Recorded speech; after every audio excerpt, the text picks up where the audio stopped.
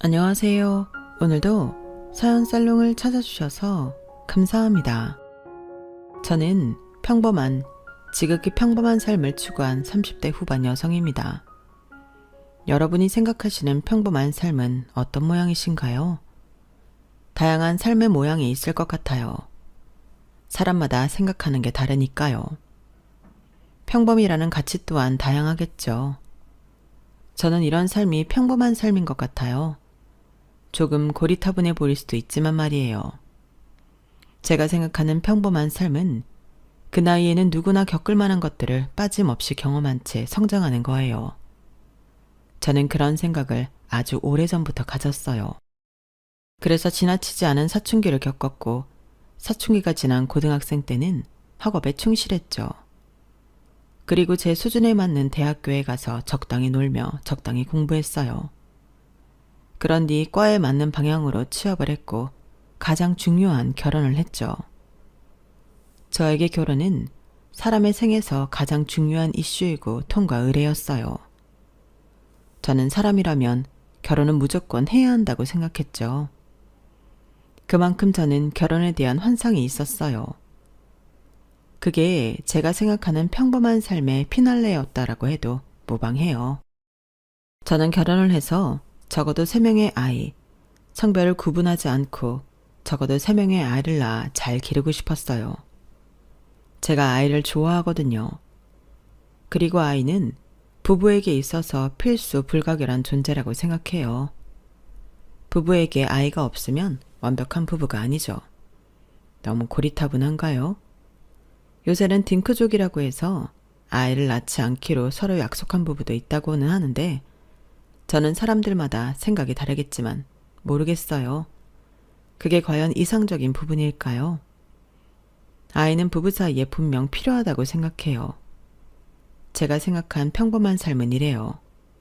그렇지만 참 웃기죠? 사람 일이 제 마음대로 안 돼요. 저는 결혼도 늦게, 요즘 세상에 34세 결혼하는 게 늦게는 아니지만 아이를 낳기엔 늦게 했어요. 이미 노산일 때 결혼을 했거든요. 그리고 노산이어서 그랬을까요? SNS를 보면 다른 사람들은 순풍순풍 아이를 잘 만났는데 저는 아이도 뜻대로 되지 않더군요. 그렇게 제가 생각하는 평범하고 이상적인 삶과 점점 거리가 생겼죠. 그러다 저는 이혼을 하게 되었는데요. 그 과정이 저에게 여자로서 너무 가혹하고 잔인했어요. 모든 이혼이 그렇겠지만요. 그리고 저는 이혼을 한 뒤에 충격적인 사실도 알게 되죠. 하지만 이런 이야기를 어디에도 할 수가 없었어요. 아시잖아요. 남편 이야기. 아무리 전 남편이라고 해도 그 욕을 해봤자 제 얼굴에 침 뱉기밖에 더 되나요. 그래서 아무 데에도 하소연하지 못하다가 사연살롱이라는 곳을 우연히 알게 되면서 이곳에 사연을 보내기로 결심했어요. 그럼 이제부터 제 이야기를 시작할게요. 잘 들어주세요. 저는 군인 자녀로 태어나 전국 팔도를 돌아다니며 생활했어요. 경기도, 강원도, 전라도, 경상도. 정말 안 다닌 곳이 없어요. 아, 충청도나 서울에서 생활해 본 적은 없네요. 그래도 이 정도면 전국 팔도를 돌아다녔다고 해도 무방하지 않나요? 저희 엄마가 고생이 많았죠. 저의 아빠야 본인 일을 하면서 벌어지는 일들이니 감수해야 하잖아요. 받아들일 수밖에 없잖아요. 하지만 저희 엄마는 그런 아빠와 결혼한 뒤에 다니던 직장을 그만두고 전국 팔도를 돌아다니며 일용직을 할 수밖에 없었어요. 돈이 없던 건 아니었어요. 저희 아빠가 빠른 속도로 진급을 해서 투스타까지 달고 제대하셨거든요. 저희 엄마는 지금도 일을 하고 계신데 솔직히 일하지 않아도 두 분이 충분히 먹고 사실 수 있어요. 그런데 저희 엄마가 외향형이세요. 여러분들은 외향형의 특징을 아시나요? 왜 요새 젊은이들 사이에서 MBTI가 유행하잖아요. 거기서 외향형, 내향형을 나누는데요. 외향형은 간단히 말하면 사람을 만나야만 에너지를 얻는 사람의 특성을 뜻해요. 내향형은 그 반대이고요. 저희 엄마가 외향형이에요. 저희 엄마는 움직이는 것도 좋아하고 사람들을 만나는 것도 좋아하고 새로운 사람을 만난다고 해서 주눅들지 않고요. 오히려 좋아하죠. 그러니 그 성격의 주부로서 가만히 집에서 가정의 일만 할 수 있었겠어요? 절대적으로 안 됐죠. 그리고 저희 엄마가 극강의 효율성을 추구하셨기 때문에 사람을 만나면서 허구한 날 시간을 보내는 건 원치 않았어요. 그래서 일을 하셨죠. 아주 간단한 일이라도 말이에요. 그래서 저희 엄마는 뜨개방에서 일을 돕기도 했고 마트에서 아르바이트도 했어요. 그리고 저희 엄마는 옷가게에서 일을 한 적도 있고 초등학교 앞 분식집에서도 일을 한 적도 있어요. 그 밖에도 조금씩 여러 일을 하셨어요. 뜨개방에서는 6년 정도 일을 하셨는데 일을 한 계기도 엄마다워요. 미용실에서 매일 같은 시간대에 머리를 하던 이모에게 뜨개질을 배웠는데 엄마가 곧잘 했어요. 소질이 있는 것 같았죠. 그리고 더구나 말이 잘 통해서 이모가 먼저 제안을 했어요. 손이 좀 필요한데 같이 해보지 않겠냐고요. 그래서 엄마는 재미있을 것 같아 승낙했죠. 저희 엄마의 생활은 늘 이런 식으로 흘러갔어요. 거의 대부분 엄마가 시작한 일들은 건너든 바로든 아는 사람에 의해 이루어졌죠. 그만큼 저희 엄마는 사람들을 좋아했고 새로운 환경에 대한 두려움이 없었어요. 물론 저희 엄마도 정든 도시를 떠나는 아쉬움은 있었죠. 하지만 그 적응력이 남달랐다고 할까요? 아마 저희 엄마가 지금과 같은 성격이 아니었더라면 옆에 있는 저희 아빠도 힘들었을 거고 가족 모두가 힘들었을 거예요. 어쩔 수 없이 주말 부부를 했어야 했을 수도 있고 두 분이서 다투셨을 수도 있겠죠. 그러니 얼마나 다행이에요. 반면에 엄마는 매번 이사를 갈 때마다 위축되고 소심해지는 저를 이해하지 못했어요. 저는 초등학생이 되어서 처음 이사를 경험하고 다시는 이사를 하고 싶지 않았어요. 그런데 고등학생이 되어 아빠의 전속으로 이사를 해야 했죠. 왜 자꾸 울어? 이사 가면 새로운 친구들도 생기고 좋잖아. 나는 싫어요. 거기에 더 좋은 친구들이 있다고 해도 나는 지금 여기서 제 친구들이랑 지내는 게 더 좋아요. 아빠, 다시 생각해보면 안 돼요? 제발요. 전 정말 이사 가기 싫어요. 그래서 이사를 하지 않겠다고 떼를 썼어요. 아빠 앞에서 울기도 하고 고등학생 때 전학 가는 건 학업에 좋지 않다고 설득도 해보고 하지만 저희 아빠는 강경했어요. 그리고 저는 그때 저희 아빠의 지론을 알았죠. 안 돼. 네가 다 커서 독립을 하기 전까지 우리 가족이 뿔뿔이 흩어지는 일은 없을 거다. 그게 가족이야. 가족은 언제나 하나여야 하고 뭉쳐야만 해. 아빠는 지금까지 살면서 가족끼리 떨어져 있어서 잘 되는 꼴 10쌍 중 1쌍도 못 봤다. 더 좋아지는 걸 본 적은 아예 없고 그리고 너를 위해서도 부모는 같이 있어야 해. 친구들이야 다른 곳에서도 충분히 만들 수 있다.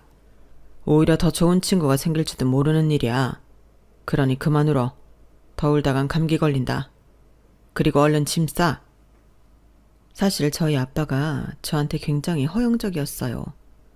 뭐든 해주고 뭐든 들어주고 뭐든 오케이였어요. 그래서 제 휴대폰은 늘 최신형이었고 다른 부모님들은 야자 빼는 걸 대단히 좋아하지 않았는데 저희 아빠는 저를 믿고 야자를 하지 않도록 해줬죠. 그랬던 아빠이기 때문에 저는 단호한 아빠의 태도가 당황스러웠어요. 하지만 그만큼 강경한 아빠의 모습을 본 것도 처음이기 때문에 저는 아빠의 뜻을 따를 수밖에 없었죠. 정말 이사 전날까지 울었던 것 같아요. 물론 막상 이사를 하고 나니 적응을 하긴 했지만요. 그리고 저는 이후에 아빠의 마음을 이해할 수 있었어요. 사실 그 전에 저희 가족에게 믿을 수 없는 큰일이 있었거든요. 제가 초등학교 3학년 때 강원도로 이사를 했어요. 그때는 어려서 새집으로 간다는 생각에 설레어 밤잠을 이루지 못했죠. 그때 제 동생의 나이가 7살이었어요. 동생은 2달만 지나면 초등학교를 가야 했는데 저와 같이 다닌다는 생각에 발을 동동 구르며 그때만을 기다렸어요. 동생이 저를 많이 따랐어요. 따라하기도 했고요.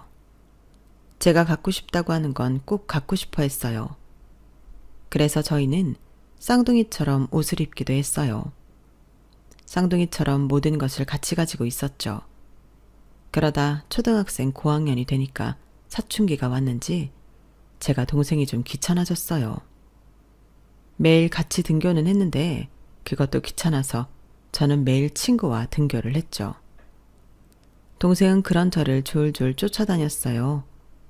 그리고 저는 못된 행동이지만 제 친구들과 놀 때 동생이 끼워달라고 하면 끼워주는 척 따돌렸어요. 숨바꼭질을 하면 동생을 끝까지 찾지 않거나 그런 식으로 말이에요. 유치하죠? 언니, 나 왜 안 찾아? 제가 그럴 때면 제 동생은 울지도 않고 그냥 저랑 노는 게 좋아서 웃으면서 저를 쫓아왔어요. 저는 그때를 아직도 기억해요. 기억하면서 후회해요. 그때 제 동생에게 그렇게 하지 말았어야 했다고 말이에요. 같이 놀고 같이 뛰어다니고 더 잘 챙겼어야 했다고 말이에요. 왜냐하면 지금 제 동생은 제 곁에 없거든요. 제 동생은 지금 저희 친할아버지가 있는 추모공원에 9살의 나이로 멈춰 있어요. 제가 초등학생 때 강원도로 전학을 갔다고 말씀드렸잖아요. 새 집으로 간다는 생각에 설레어 밤잠도 못 이뤘다고요. 그 새 집은 정말 좋았어요. 거실도 부엌도 넓었고 드디어 제 동생과 방을 따로 써 오로지 제 방이 생기기도 했고요. 그런데 그 행복은 그리 오래 가지 않았어요. 아까도 말씀드렸다시피 그 일이 일어난 거예요. 동생의 사망사고요. 그때가 강원도로 이사를 간 지 2년째 되던 해였어요. 눈이 무척 많이 왔고 제설 작업을 하는데도 눈이 와서 손을 쓸 수가 없었어요. 게다가 도로가 얼어서 차도 서행해야 했어요. 그리고 저희 자매가 다니던 초등학교는 오르막길에 있었죠. 그런데 배달을 하던 오토바이가 내리막길에서 커브를 돌다가 미끄러졌어요. 그리고 그대로 저희 동생을 박아 밀었죠. 제 동생이 체구가 작아요. 아니, 그 속도로 달려오는 오토바이에는 누구든 손을 쓸 수 없었을 거예요. 그래서 제 동생은 그대로 밀려가서 철조망에 부딪혀 바닥으로 떨어졌어요. 그리고 사람들이 몰려왔고 응급차를 불렀어요. 저는 그때 제 귀에 들린 소란스러운 소리를 아직도 잊지 못해요. 그때 친구와 함께 앞에서 제가 걸어가고 있었거든요. 자칫 잘못하면 제가 다쳤을 수도 있었겠구나 하는 생각과 제 동생이 정말 죽는 게 아닌가 하는 공포가 일었어요. 그래서 그 자리에 서서 어떤 행동도 말도 하지 못하고 있었죠. 지우야, 네 동생 아니야? 친구가 그 말을 하기 전까지 얼어 있었어요. 그리고 저는 엄마에게 떨리는 손으로 전화를 했죠. 엄마, 지아가 다쳤어요. 저는 그 말밖에 전하지 못했어요. 죽었다고 생각하지 않아서였을까요? 아니면 엄마가 충격을 받을까봐? 차마 그 말을 할 수 없어서? 아마 복합적이었던 것 같아요. 그리고 엄마는 응급차가 도착할 때 그 현장에 도착했어요. 그리고 그제서 저는 동생에게 갈 수 있었어요. 동생의 모습이 처참하더군요. 오토바이를 몰던 사람은 안절부절 못하고요. 엄마가 난생 처음 보는 표정으로 오토바이를 몰던 사람을 질책했어요. 화를 냈고 울었어요. 그리고 다친 동생과 함께 응급차에 올랐고 저는 이후 연락을 받고 온 아빠의 차를 타고 병원으로 갔어요. 동생은 식물인간이 되었어요. 그땐 식물인간이라는 게 뭔지 몰라서 동생이 지금 살아있는 건지 죽은 건지 알 수가 없었어요. 그런데 엄마가 그랬어요. 지우야, 지아는 깨어날 거야. 지금은 많이 아파서 눈을 감고 있는 거야. 지우는 깨어날 거야. 엄마는 믿어. 하지만 엄마의 말투엔 그 말의 의미를 밀어내는 불신이 있었어요. 그리고 그 불신대로 동생은 보름 동안 식물인간으로 살다가 죽었어요. 저희 부모님이 한참을 울다가 동생의 장기를 기증하기로 했어요. 저희 동생은 3명의 환자를 살리고 하늘나라로 갔어요. 그리고 사람이 충격을 받으면 그 사실이나 사건을 잊는다고 하잖아요. 그래서 동생의 죽음을, 동생의 존재를 잊고 지냈어요. 어디서 형제관계를 물으면 외동이라고 해요. 저도 모르게 외동이라는 말이 나오죠. 그래서 아빠에게 이사를 가기 싫다고 말하고 울고, 그러다가 아빠의 말을 들었을 때도 동생을 생각하지 못했어요. 그런데 뒤에 가서 생각해보니 아빠는 아직도 동생을 잊지 못해서 그런 말을 제게 한 것 같더라고요. 그래서 저는 잠자코 고등학교 생활을 했어요. 오히려 아빠나 엄마에게 미안함을 가지고 생활했죠. 괜히 상처를 들 쑤신 것 같아 마음이 안 좋더라고요. 아, 제 동생이 죽고 저희 부모님은 큰 상실감을 느꼈어요. 엄마는 일을 그만두시고 아빠는 매일 술을 마셨죠. 그러다 아빠가 도무지 여기서 살 수 없을 것 같다고 판단하고 보고를 했어요. 그리고 승인을 받아 강원도에서 3년째 살던 때에 경상도로 이사를 갔어요. 물론 거기서도 두 분은 울 때가 많았어요. 엄마는 무심코 4인분의 음식을 하다가 울고 아빠는 빈 그릇을 보다가 울고 그랬죠. 그래서 저는 많이 재롱을 부렸어요. 제 사춘기는 그날로 사라졌어요. 만들기를 할 때 더 열심히 무언가를 만들어 부모님께 보여주고 공부도 더 열심히 했고요. 상장도 많이 받았어요. 반장도 도맡아 하고요. 그러니 부모님도 제 노력을 생각해서 웃기 시작했어요. 그렇게 저희 가족은 회복하게 되었고 엄마는 다시 일을 시작했고 아빠도 술을 끊었어요. 그리고 저희 엄마는 우연하게 보육원에서 일하는 사람을 만나 봉사도 시작했죠. 저희 아빠가 그랬어요. 굳이 그렇게 힘든 데에서 돈도 안 주는 일을 해야겠어? 그럴 시간에 나랑 우리 지우랑 시간을 보내는 게 낫지 않아? 나는 당신이 힘들까봐 그래. 생판 모르는 애들 여럿 있는 데서 안 힘들겠어? 난 말리고 싶은데. 아니 여보, 나는 거기 가는 게 좋아. 힘든 데일 수도 있지. 돈도 안 주니 괜히 힘만 될 수도 있어. 그런데 있잖아. 거기에 지하처럼 지하 같은 애들이 나를 사슴눈을 하고 쳐다봐. 아줌마 아줌마 하는데 그 말에 애정이 듬뿍 담겨 있어. 봉사하는 일 꽤 보람 있는 것 같아.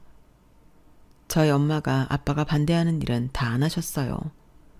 그만큼 엄마도 아빠도 서로를 믿고 신뢰했어요. 하지만 저희 엄마 그때만큼은 뜻을 굽히지 않더군요. 정말 주말마다, 아니 시간을 내서 성실하게 봉사를 했어요. 저희 엄마는 보육원 아이들을 만나는 일에 늘 진심이셨어요. 그리고 엄마의 그런 행동이 아빠를 울렸는지 어느 날부터 아빠도 보육원에 가기 시작하더라고요. 처음엔 엄마만 태워줬다가 나중엔 당신도 봉사를 하기 시작했어요. 그러면서 저도 데려가셨어요. 그때 제가 중학생 때였고 저는 제 또래 친구들과 숙제를 했죠. 저에게 보육원 친구들은 즐거운 사람들이에요. 부모가 없는데도 불구하고 맑게 자란 대단한 친구들이었죠. 처음엔 저도 보육원 친구들이라고 해서 조금 편견이 있었어요. 공부도 못하고 더럽고 도둑질을 할 것 같다는 느낌?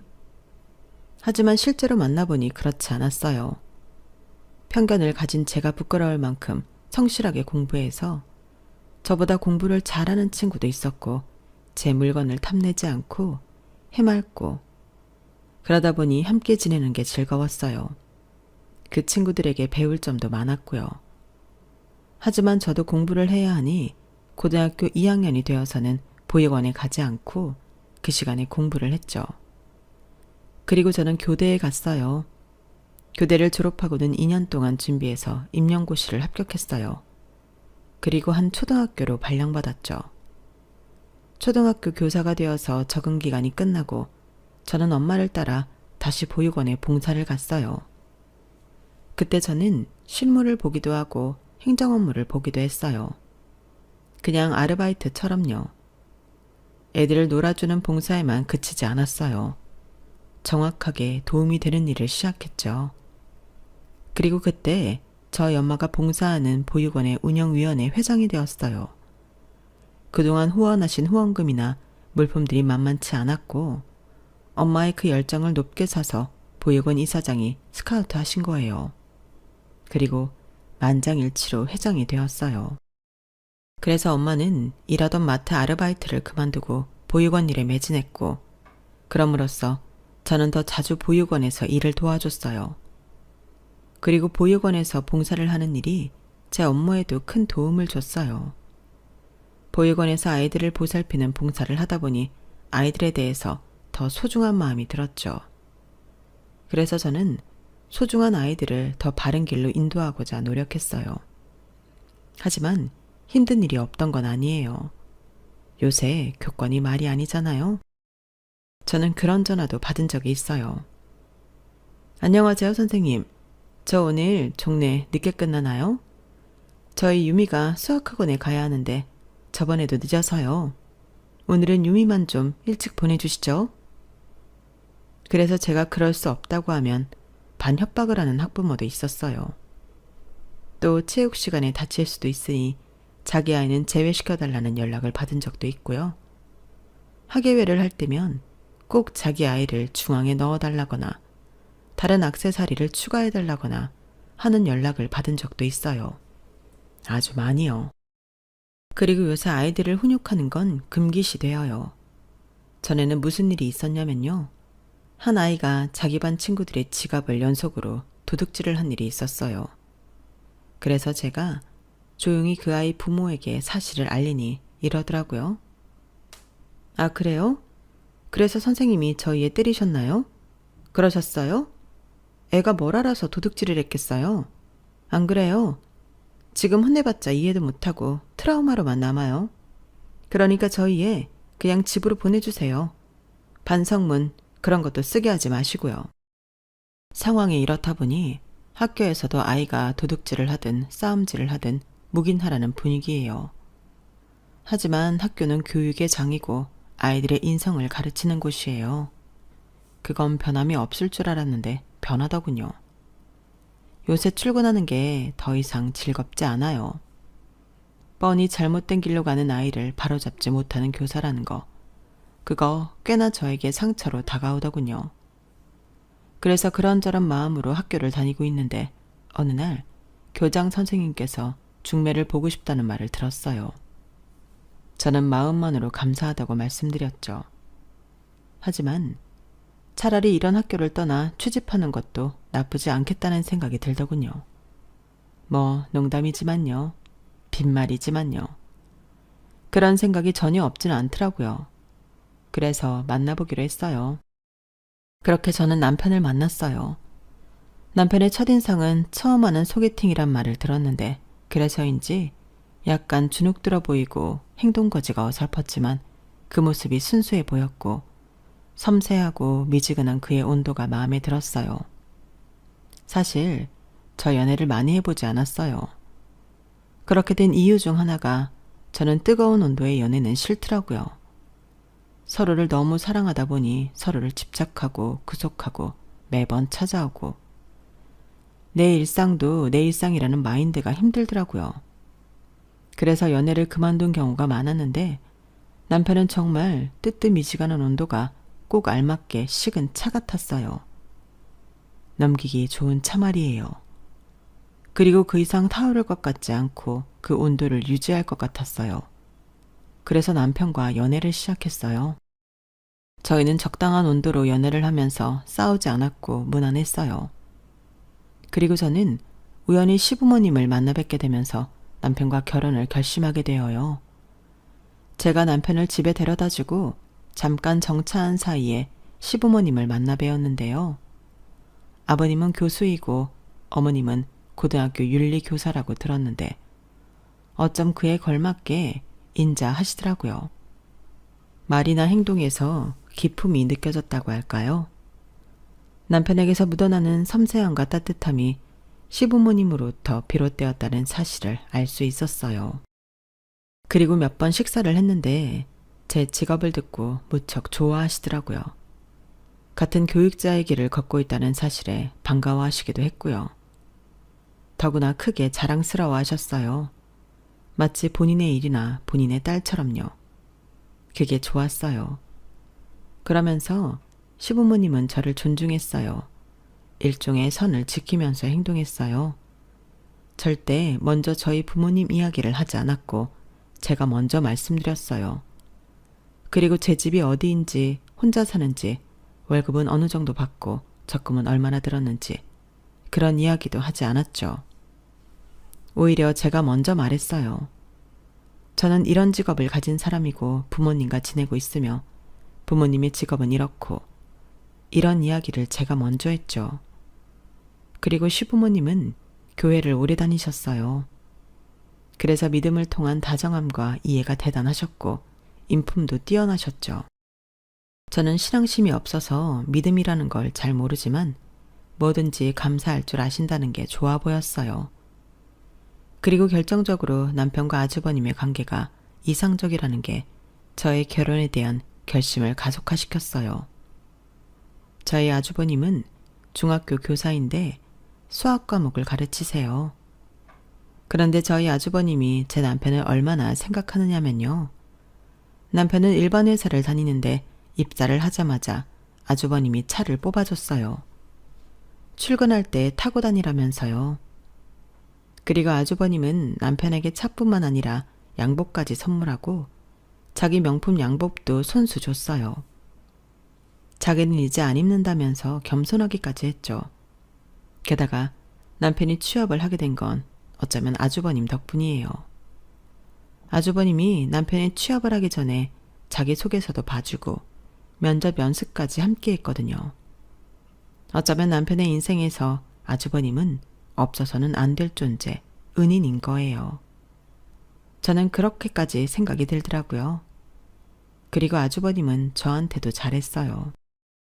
저희가 데이트를 할 때면 늘 커피 쿠폰을 주고 우연히 식당에서 만나면 결제하고 가거나 뮤지컬 티켓을 얻었다며 주는 경우도 있었죠. 그래서 전 난생 처음으로 뮤지컬을 보기도 했어요. 그리고 아주버님과 함께 데이트를 할 때도 있었어요. 같은 직종의 사람이라 그런지 대하기도 이야기하기도 편하더라고요. 그래서 전 결혼을 결심했고 남편과 차근차근 결혼 준비를 했어요. 그런데 제 결혼 생활은 그리 행복하진 않았어요. 너무 흔한 말이지만 남편이 결혼 후에 많이 변했거든요. 남편은 제게 별다른 관심이 없어 보였어요. 제가 뭘 물어봐도 시큰둥, 제가 뭘 이야기해도 시큰둥, 뭘 같이 하자고 해도 시큰둥 했어요. 그리고 그런 말을 많이 했어요. 너랑은 이야기가 안 통해. 꼭 우리 집 인간들이랑 이야기하는 기분이야. 저는 그 말이 대체 무슨 뜻인지 알 수가 없었어요. 자기 가족에게 우리 집 인간이라뇨. 반면에 저는 시댁 식구들하고는 무척 잘 지냈거든요. 함께 교단에서 강의를 하고 학교에서 일을 한다는 것에 대한 동질감도 있었고 관심사도 같았고요. 가르치는 학생들의 연령대는 천차만별이었지만 그래서 차이라는 게 없을 수 없었지만 가르침에 대한 철학이나 교육에 대한 믿음이 있어서 쉽게 친해질 수 있었어요. 그래서 자주 식사를 하고 커피도 마시고 저는 꼭 친밀한 동료를 만난 기분이 들었어요. 그리고 어느 날 생각을 해보니 교육계에 종사하지 않은 남편이 소외될 수 있겠다는 생각이 들더라고요. 여보, 혹시 우리가 애들 이야기하고 교육 이야기해서 좀 서운해? 아니, 생각해보니까 우리가 너무 배려하지 않은 것 같아서 미안해.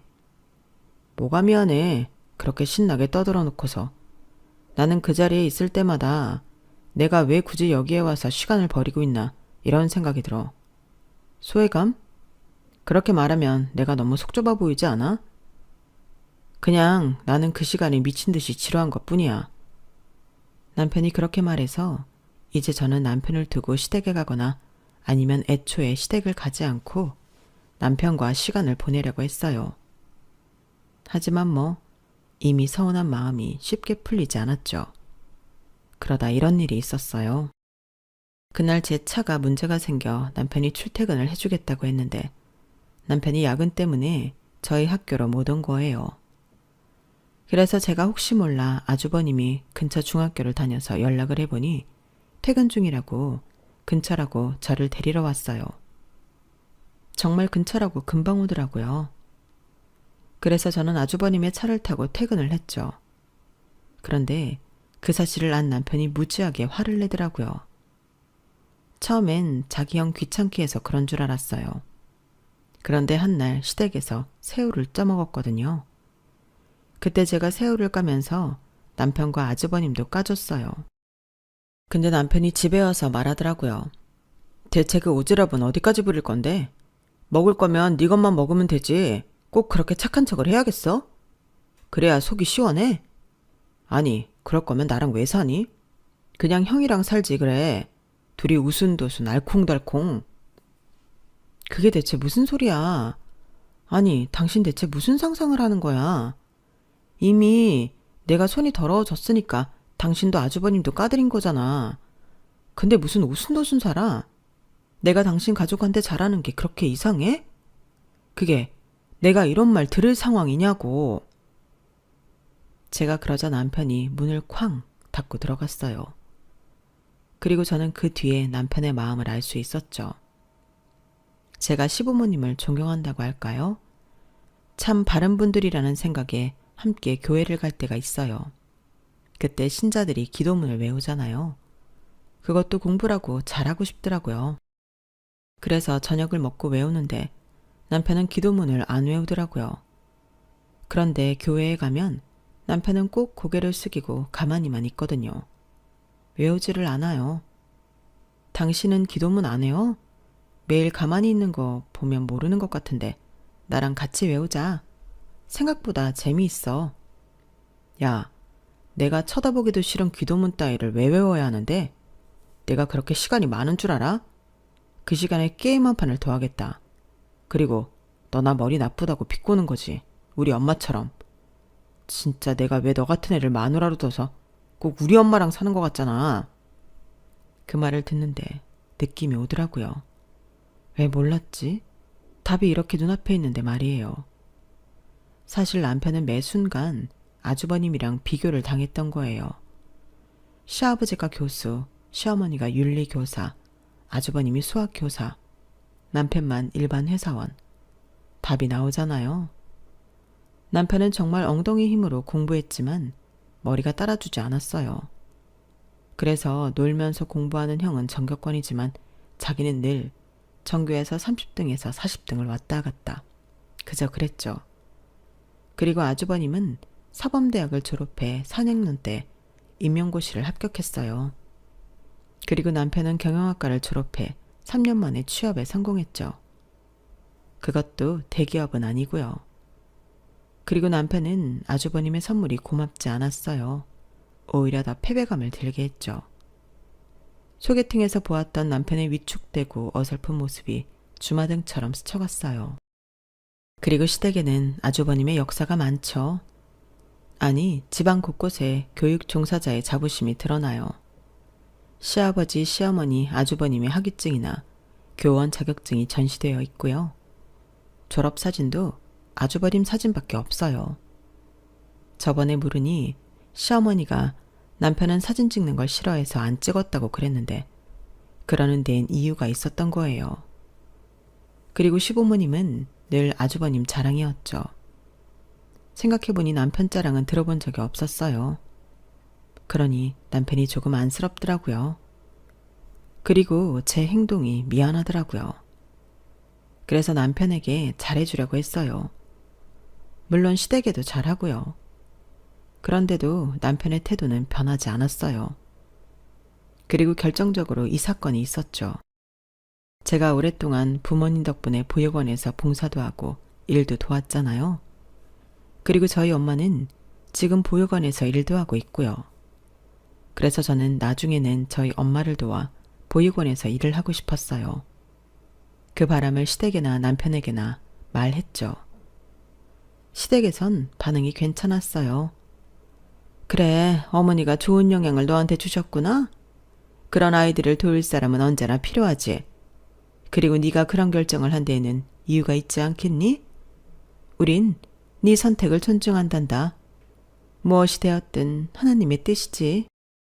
저는 조금 걱정스러운 마음으로 뜻을 전했는데 그런 반응을 들어서 기분이 좋았어요. 그런데 남편이 비웃었죠. 넌 그 말을 믿어?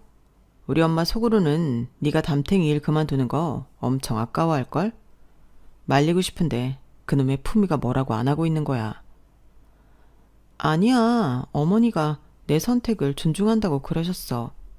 그럼 당신은 반대한다는 소리야? 당연히 반대하지. 그래봤자 보육원이라고 예쁠 말 붙여봤자 고아원 아니야? 그런 데서 월급을 얼마나 줄 것 같아. 들어보니 늘 적자라고 하던데. 어떻게 된 게 네 눈은 그렇게 아름답게만 보냐? 현실을 생각해. 네가 봉사한 거 그거 다 수박 겉핥기일 뿐이야. 직접 일해보면 더러운 꼴 다 당할 텐데. 그리고 못 배운 애들은 어쩔 수 없이 못 배운 행동만 하게 돼 있는 거야. 그거 다 네가 감당할 수 있다고? 나 모르겠다. 남편이 그렇게 말하며 제 보육원 이직을 반대했지만 저도 당장의 일이라고 생각하지 않아서 무시했어요. 그런데 저희 엄마에게서 연락이 온 거예요. 보육원 총무부에 빈자리가 나왔는데 도와줄 생각이 있냐고요. 저는 주저할 수 없었어요. 원래 자리가 비기 힘들거든요. 그래서 저는 무작정 이직을 했어요. 그리고 남편에게 통보를 했죠.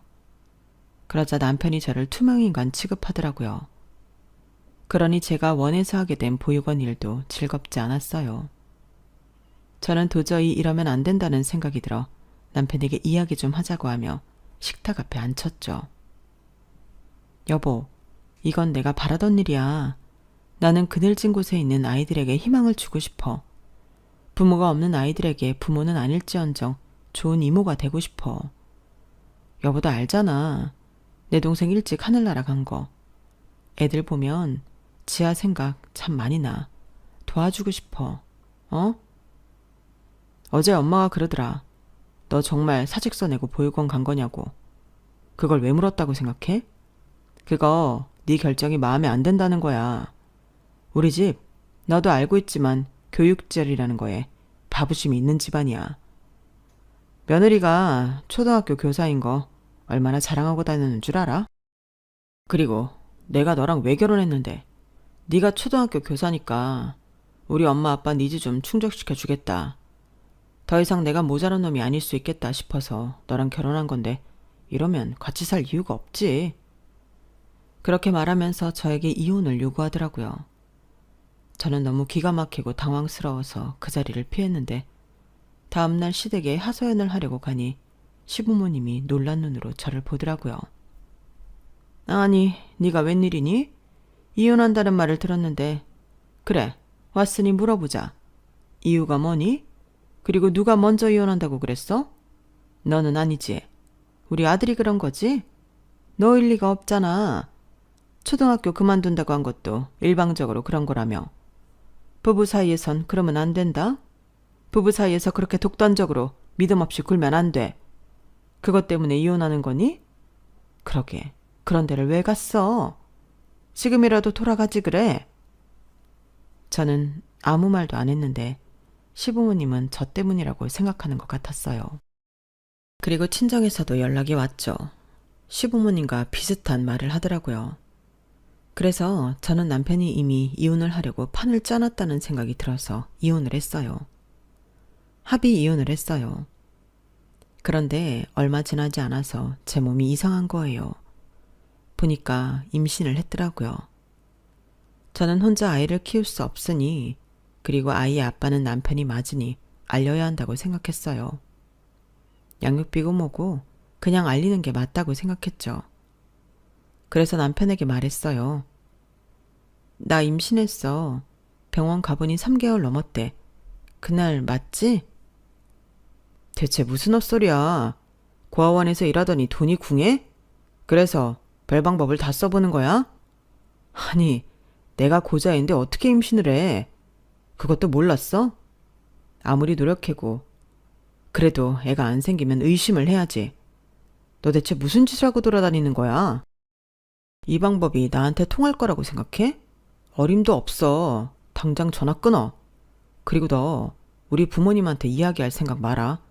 그거 너 쪽팔린 짓이야. 알아? 그러는데 눈물이 앞을 가리더라고요. 전 하늘에 대고 결백했어요. 그런 짓은 하지도 않았어요. 그리고 저는 7개월 뒤에 아이를 낳았어요. 지을 수 있는 시기도 지났는데 저는 그것보다도 이미 아이는 낳기로 결심한 상태라 7개월을 버텼죠. 남자아이였어요. 그리고 가족법상 인지 절차를 진행했어요. 인지의 허가 청구를 위해서 혈액형과 유전자 검사가 필요하더라고요. 그래서 절차대로 진행했고 아이는 남편과 같은 B형이 나왔어요. 유전자 결과도 동일했고요. 아니, 난 절대 믿을 수 없는데 나 무정자증이라고 몇 번을 얘기해. 네가 불임이었어 봐. 물어보는 것 자체가, 대화하는 것 자체가 상처 아니겠어? 왜 이렇게 남의 상처를 마음대로 들쑤시는 거야? 내 아이 아니야. 그럴 수가 없어. 그러면서 남편은 기가 막힌 소리를 하더군요. 너 설마 그 아이 우리 형 아이 아니야? 아주 둘이 쿵짝이 잘 맞던데 어디 한번 형이랑이라도 검사해보지 그래? 그 말을 시댁 식구, 친정 식구가 다 있는 데에서 말하더라고요. 모두 벙졌고 저와 아주버님은 부인했어요. 그런데도 남편의 의심은 그치질 않았고 결국 아주버님과도 유전자 검사를 했는데 다행히 불일치가 나왔어요. 그리고 마지막으로 남편 검사를 했어요. 참나, 나는 아니라니까. 대체 뭘 바라고 이렇게 사람을 귀찮게 하는 거야? 남편은 당당하게 검사를 받았어요. 그런데 무정자증이라는 건 오진이더군요. 남편은 건강한 정자가 있는 남성이었고 이제껏 임신이 안 되었던 건 우연이었어요. 아니야, 그럴 리가 없어. 내가 유미랑 애 가져서 결혼하려고 그렇게 노력했을 때도 안 생겼고 이 여자랑도 안 생겼는데 어떻게 내가 무정자증이 아니야? 내가 분명 그때 6년 전 그때 무정자증 진단 받았다고. 그래서 유미도 날 떠난 건데 어떻게 오진이야? 유미라니 처음 듣는 이름이었어요. 남편은 병원이 떠나가도록 소리를 질렀고 전에 무정자증을 진단받은 병원까지 찾아가 고소를 하겠다니 협박을 했어요. 결국 경찰이 남편을 잡아가서 시댁에서 데리고 왔다네요. 그리고 아주버님이 저를 찾아왔어요. 정혁이 말대로 6년 전에 유미라는 여자가 있었어요. 그 여자랑 정혁이가 3년을 넘게 만났는데 그 여자가 직업이 없었어요. 아르바이트만 몇 년을 한 거야. 그러니 누가 찬성을 해요? 그래서 애들이 수를 쓴 거지. 애를 가지면 결혼을 시킬 거 아니에요. 그러니까 결혼보다 먼저 임신 준비를 한 거야. 그런데 몇 달 동안 애가 안 생기더래. 그것도 승질이 급해서 바로 병원에 가서 검사를 하니 여자는 이상이 없는데 자기는 무정자증이라는 진단을 받은 거야. 그리고 유미라는 여자는 떠났어. 그때 정혁이가 받은 진단이 폐쇄성 무정자증이었거든. 그게 성병이나 요로감염 때문에 발생한다는 이야기를 듣고 여자가 오해를 한 거야. 더러운 오해를 말이야. 그래서 정혁이가 좀 힘들었겠어? 도로에 뛰어들려고도 했어. 아무튼 그랬는데 오진이라니 마음이 놓이면서도 좀 그러네. 미안해요. 그리고 아주버님은 연신 미안하다는 말을 반복했어요. 너무 미안합니다. 이런 일을 겪게 해서. 우리 동생 원래는 그런 애가 아니었는데 부모님이 자꾸 비교를 하니까 그냥 정혁이 그대로 받아주면 되는 일인데 자꾸 이야기가 산으로 가죠. 계속 미안하다고 하실 필요 없어요. 전 그냥 우리 애 호적에만 올릴 수 있으면 그걸로 돼요. 친권이랑 양육권은 어차피 정혁 씨가 관심 없으니까 걱정 안 하고요. 그럼요. 친권이랑 양육권은 지우 씨 편으로 될 겁니다. 만에 하나 정혁이 이놈이 생각머리 바뀌어도 저희가 알아서 할게요. 호적도 당연히 올라갈 겁니다. 소송 그런 거 안 할 겁니다. 그리고 아이 키우는데 저희 집에서 최선을 다해 도울게요. 이혼은 했지만 저희 핏줄 아닙니까? 양육비로든 뭐든 책임지겠습니다. 그러면서 아주버님은 이 모든 이야기는 시부모님과 합의를 본 것이라고 말했어요. 합의를 한 이야기라니 마음이 놓이더군요.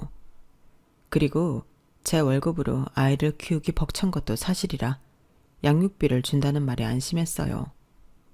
저도 사람인지라 그런 말을 기대했나 봐요. 그렇게 저는 월 500만 원의 양육비를 받게 되었어요. 누구의 지분이 몇 프로인지는 확인할 수 없지만 매달 정확한 시점에 15일에 그 돈이 들어와요. 그리고 시부모님에 의해 남편은 저에게 사과를 했어요.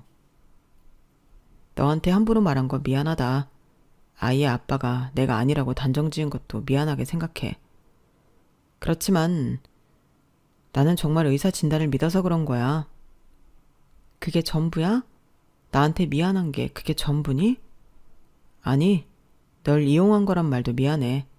솔직히 그런 마음이 없진 않았지만 네가 초등학교 교사라는 말을 듣고 소개팅에 임한 거지만 오로지 그랬던 건 아니야.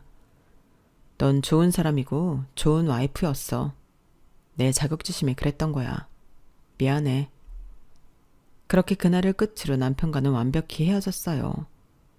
저는 남편의 솔직한 말과 사과에 마음이 조금 너그러워졌죠. 솔직히 머리를 받고 미안하다는 말만 했다면 사과를 받아주지 않았을 거예요. 남편은 솔직했어요. 그래서 받아주었죠. 그리고 시부모님이 왔어요. 어떻게 다시 결혼할 수 없겠니? 어차피 니네 이혼한 거 내 주변 사람 아무도 모른다. 말 안 하길 잘했지. 교육자 집안이잖아요. 그리고 기독교 집안이잖아요. 기독교에서는 하느님이 짝지어준 두 사람이 나누지 못한다는 말이 있다던데요. 그러니 아들의 이혼이 창피스럽겠죠. 하지만 저는 이미 시부모님이 어떤 사람인 줄 알았어요. 아들을 차별하고 앞에서는 착한 척, 뒤에서는 호박씨를 까며. 그래서 제가 보육원에서 일하는 것도 앞뒤 다르게 생각하고 행동하는 위선자라는 걸요. 아무리 그러셔도 저 보육원에서 계속 일할 거고 초등학교로 안 돌아갈 거예요. 그래도 제가 필요하세요?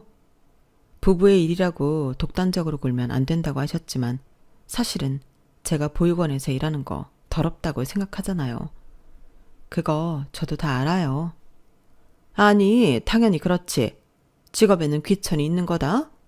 그래서 어떤 직업은 존경받고, 우리처럼 교단에 서 있는 직업이 칭송받는 이유는 어떤 직업은 비천하다고 생각하기 때문이야. 그게 세상의 이치지. 그게 뭐? 나도 내 며느리가 귀한 데서 일하는 게 좋다. 그제서 본성을 드러내더라고요. 하나님이 그걸 가르치진 않나 봐요. 누구나 당연한 건 없어요. 부모도 형제도 그 어떤 것도 당연한 건 없죠. 그 아이들은 단지 빼앗겼을 뿐이에요. 그 아이들의 의지가 아니라 나쁜 어른들이 그랬죠. 그런 아이들이 뭐가 나쁘죠? 뭐가 더럽죠? 안타까운 사람에게 손 내미는 게 그댁 종교 아닌가요? 하나님이 그랬다면서요. 적도 사랑하라고. 그 아이들은 적도 아닌데 그것보다 선한 사람들인데 왜 그렇게 생각하죠? 전 실망했어요. 다시 돌아가지 않아요.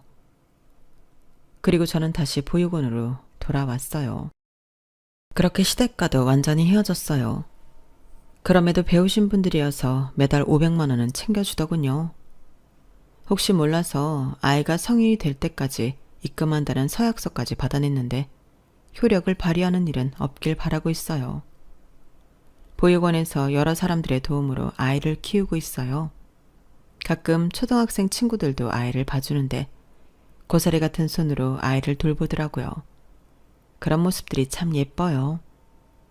그런 모습을 보며 저는 오늘도 보육원 아이들과 함께 이 아이를 키워내고 지켜낼 거라고 다짐해요. 모두 바르게 성장할 수 있도록 자립적인 어른이 되도록 애쓸 거라고요. 여기까지가 제 사연입니다. 복고여산이라는 말이 있죠. 그건 배가 산처럼 높다는 뜻으로 임신한 여인을 뜻하기도 하지만 부자의 거만스러운 사람을 뜻하기도 해요.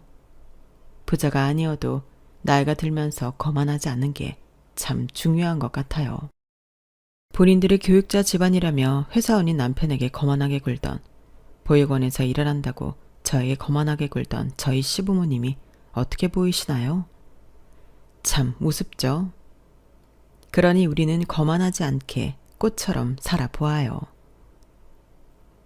여러분, 사연 댓글에 응원과 현명한 조언 부탁드려요. 좋아요와 구독은 저에게 큰 힘이 됩니다. 오늘도 좋은 일 가득하세요.